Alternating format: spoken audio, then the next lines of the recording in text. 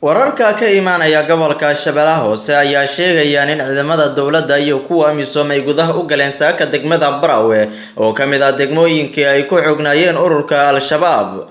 Ururka Al-Shabaab ayaa ka baxay degmada Barawe waxa ay ciidamada dowladda iyo kuwa amisom ay la wareegeen Barawe iyadoo wax iskarmada ka dhaceen. Gudoomiyaha gobolka Shabeellaha Hoose Abduqaadir Maxamed Nuur Sidi ayaa sheegay in maanta ay kulan la qaadan doonaan qaybaha bulshada degmada Barawe iyagoo kala hadli doonaan sidii ay u taageeri lahaayeen dowladda federaalka ee Soomaaliya.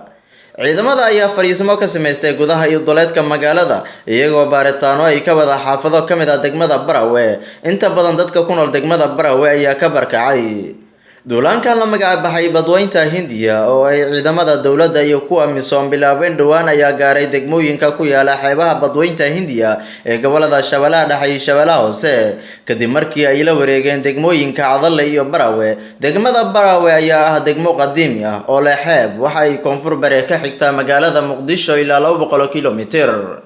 Aways Saydabu magaalada Nairobi caasimada dalka Kenya.